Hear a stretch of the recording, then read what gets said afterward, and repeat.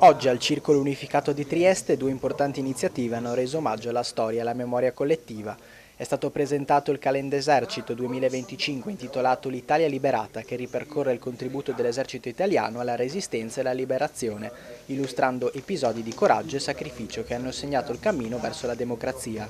Il calendario è una pubblicazione della Forza Armata dell'Esercito Italiano che ormai ha una storia pluriennale e quest'anno l'edizione 2025 va a chiudere un ciclo triennale in cui sono stati trattati gli episodi dopo l'8 settembre del 1943 in cui è stata coinvolta la Forza Armata e l'Esercito e che ha contribuito ovviamente alla guerra di liberazione.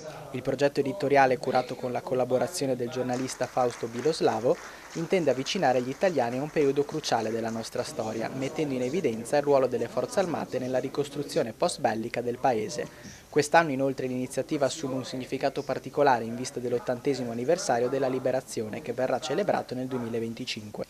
Nello stesso contesto è stata inaugurata la mostra Le fosse di Kirov, dedicata ai soldati italiani caduti durante la campagna di Russia. Rappresenta tutto quello che è stato il dolore dei nostri soldati che hanno patito durante la seconda guerra mondiale, in questo caso sul fronte russo. Ci sono tutti i ricordi, tutto quello che abbiamo trovato durante gli scavi in terra russa. È giusto ricordare i nostri caduti. Ricordiamoci sempre che un disperso, come diciamo noi, rimane una ferita all'interno della famiglia, dei cari, perché non si sa dove è finito. Il disperso non è mai dimenticato, sempre.